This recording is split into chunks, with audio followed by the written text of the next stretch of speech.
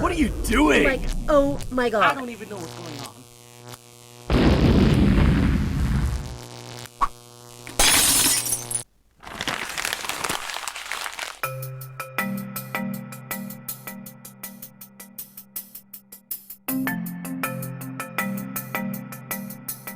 Player one.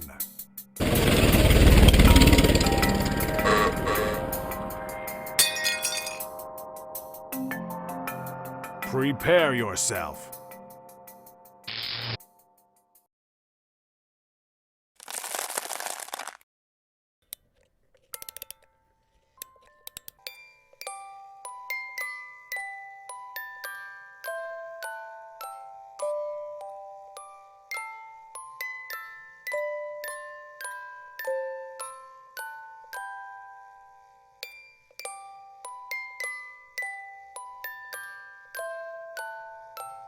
Happy holidays. I've got a gift for you.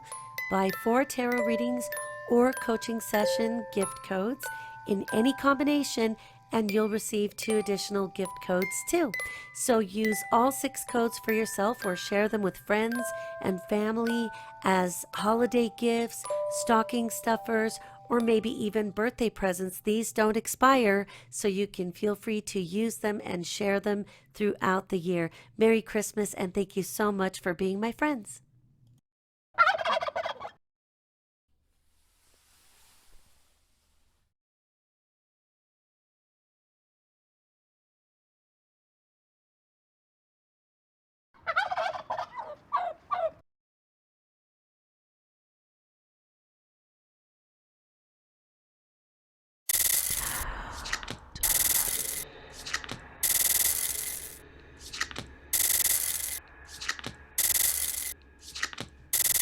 Hi there, Capricorn. This is your weekly reading for the week of December 28th through January 3rd. I wish you a Merry Christmas. I hope that your new year is bright and wonderful and that you experience happiness and fun-filled joy on all levels. The card we start off with on Monday is the Two of Wands, and here you are contemplating, obviously, the future and what this new year brings for you. And I guarantee that this year it starts off kind of funny, because we move forward, have to take a step back. And then when we have Mercury going into retrograde, it will go right back into Capricorn, which this will make things much more grounded for the earth signs especially, but it doesn't, take away any of the usual admonitions that we have to be careful with what we're communicating or how we communicate. And I'll help you navigate what that looks like as we move along. So we have this energy of looking forward to the future. And this could be where you're representing 2 different facets of your life. If you notice that this gentleman holding the wands, one is behind him, one is in front of him that he's holding on to it as if it's his hope. But there is a few other symbols that I want to discuss with you to help you see how the tarot is such an interesting way to learn about the different aspects of life that we all go through at different times, one way or another, and how the symbolism is meant for you to interpret. So let's look at a couple of things here. I think this is one that's drawing my attention. Where you see the wand behind him and the wand in front of him, let's focus on the one behind him. That could represent the past. There is, of course, the one that he's holding in front of him.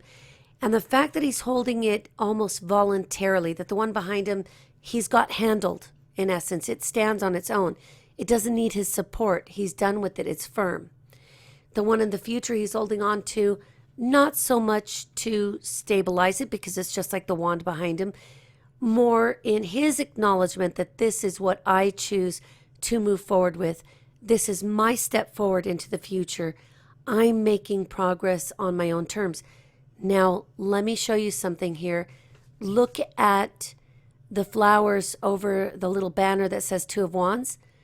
One of them is this kind of carmine red, almost like a tomato ketchup-y red.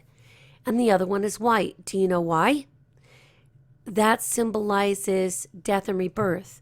We often see white flowers at weddings, white flowers at communions as gifts to that person, representing the color white when Catholic kids go through the communion means that they are pure and they're being born again. Symbolically, they were already baptized probably when they were infants, or like me, I was baptized later when it was the Catholic way, because I've been baptized a lot of different ways. So I like to learn about everybody all the time. The other factor there with that other, what looks like roses, being the same color as what he's wearing. And the fact is that this is not red, okay? Look up at that page of Pentacles in reverse for Thursday. Look at the color of that vest. That's red. Look at the color of this person's robe. It is duplicated with the feather in his cap. It is duplicated with the edges of the sun. That could be rising and it could be setting. And with the sky, look at those colors. It's almost all the same. So it's telling us to consider this not so much as a sacrifice, but almost like the dawning of a new era. And it reminds me, and I don't know if you've ever seen this, you'd have to have lived on a farm, or, my uncle had a farm when I was a kid, and I find myself in the farms again. So, if you've ever seen the brown eggs, sometimes you can get the most intense and deeper colored yolks. I'm not sure why that is. I've just noticed it, that farm fresh eggs look a little different. So look at the color of the sun, which makes us really think that this is either, again, rising or setting, but that same color is duplicated in the sun, his gown, his cap, the ornamentation there, or whatever that is that the feathers in his cap are stuck to. So just keep that in mind, that this is you really being very aware, not just viscerally, meaning in your body aware, but I mean like look around you. It is going to become more and more aware to you that you're starting off in a new light, a new chapter. Let me show you something else here. Look up toward the top, at the top of the sky above his head. Do you see that it's orange? And then behind it is kind of like that black, almost crappy color, almost like what you see with the Tower or with other difficult cards like 5 and 7 of Swords are stormy. This to me is dissipating it. It is dissipating. It's disappearing. So whatever difficulty's gone through, it is going to get better. It is getting better. All you have to do is do like he does. The world is in your hands. The future and all of its potentials are up to you to manifest the way you want in baby steps. And there is no hurry about 2016, trust me. So just keep this in mind. It was really important. I felt to share that with you because there's so much symbolism that we might otherwise miss if we just talk about the card and make it go away. Tuesday, we've got the Queen of Wands, and this is another fantastic card. It's another wand suit. So it's telling us that there's action here. These wands are associated with the fire signs, Aries, Leo, Sagittarius, who are associated with action, initiative, the spring. They start things. They initiate with them. Aries especially so, right? So the Queen of Wands could be a fire sign. She could be Aries, Leo, Sagittarius, or she just comes across this way, or she is just exciting and fiery and associated. And look at her gown. And look at her clothing in the background, and look at that too again. There's a real awakening here of your creativity, and it comes from a divine place. Look at what could be a brooch or something right at her throat, which is that cross. She is in the world. She is in the world of humans, in the world of creatures and creation, and in the world of creativity and new beginnings, almost in a celebratory fashion. And there she is holding a sunflower, which makes us think of which? The sunflower on the sun card with the little baby riding the white horse. And so there's so much for you to learn. I really encourage you. These cards don't do anything. They're not magical. They don't have powers. They can't manifest a freaking blue genie in a lamp or anything. These are just archetypes in many instances. Jungian and based on other philosophers and other esoteric philosophers as well. So keep that in mind. This is also the day that we have the Sun in Capricorn sextiling Neptune in Pisces. Capricorn, your solar first house for the purpose of this discussion, because I don't know your natal chart, but for those of you who know that you are a Capricorn rising, this chart will be even more accurate for you. Sextiling Neptune in Pisces, Pisces being your solar third house of communication. This is good because you really could be coming across as easy to understand and communicating fluidly. We are starting to get into this Mercury retrograde, pre-retrograde shadow intensified. So, you know, with you guys, you're not going to be dealing with a lot of the contractual issues or purchase issues of a house or a car or these major considerations. So I'm not worried about it. But again, it has a different connotation for you because it could be like everything's just fine there. Your communications are beautiful and flowing among your peer groups and in your family home. And then Mercury and Capricorn, again, in that solar first house of you, squares Mars in Libra, and Libra is your solar 10th house of your reputation, your outward expression in the world. You know, with the adults, we call it the career or the job, but the thing that is their chosen career. And so here we've got a conversation that is not harmonious. You know, this is almost being at odds with each other, that we've got a problem trying to reconcile your privacy and your need to explore your own communications with even yourself, your inner dialogue, and how other people perceive this. Or maybe they're rushing you like, well, get over your thing and we just got to go have some fun.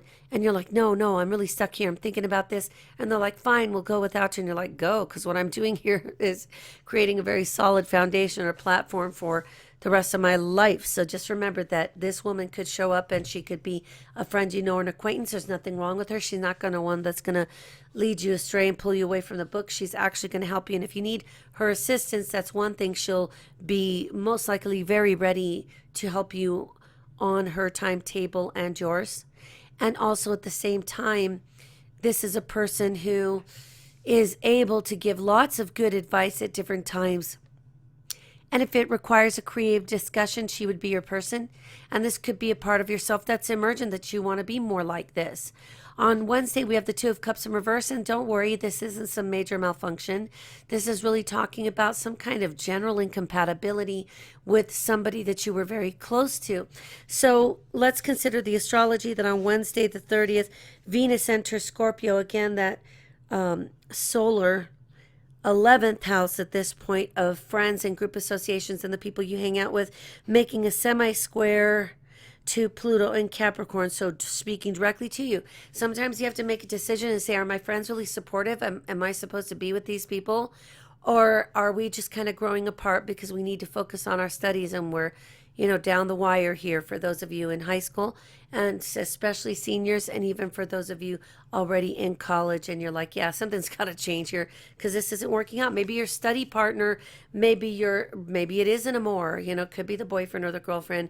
Maybe it is just the friend, but the energy is very similar to a dating relationship, whether or not it is consummated, which I wish people wouldn't do, you know, put it off as long as possible to get the education rolling. And I have to quote my favorite South Park line. There's a time and place for everything, and it's called college. So if you know where that line came from and who said it and why, you're probably like, how would she know that?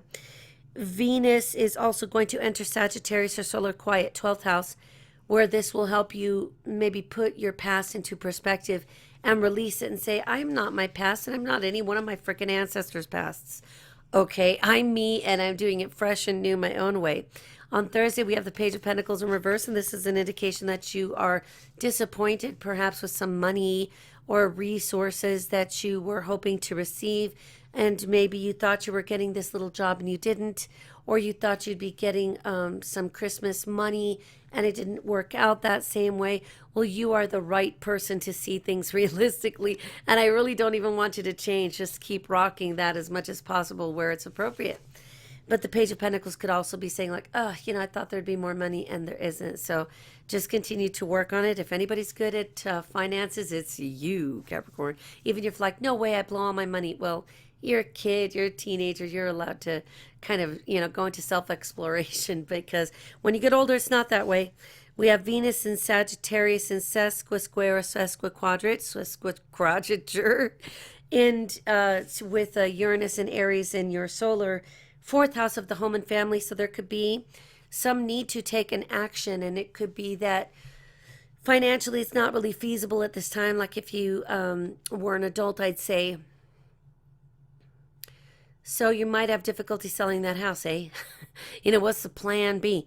In this case, I think for you, it could really be that your parents, hopefully you've already moved, but that there could be a consideration for another move. And don't worry about it. It's just kind of causing us some disruption here in the home. So I'm not saying moving, a million miles away practically to, I was going to think of a name of a place that was far away and it couldn't, let's just say that you're trying to deal with things the best you can. And if I can remember what I was going to say, I'll let you know.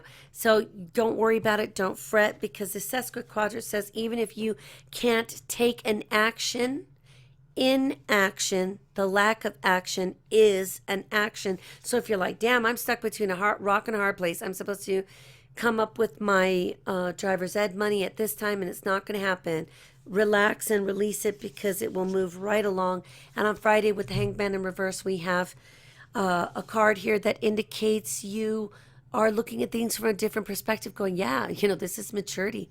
1 year at a time, 1 month at a time, 1 week at a time, 1 day at a time, one soul at a time. You're just figuring it out as you go along, and you should stay comfortable with that. It should be easy for you. Let it be. The Hanged Man is saying also, while you look at it from different vantage points, to stay authentic to yourself and what you think this means to you. We have Mercury moving into Aquarius, and this is where it gets a little weird.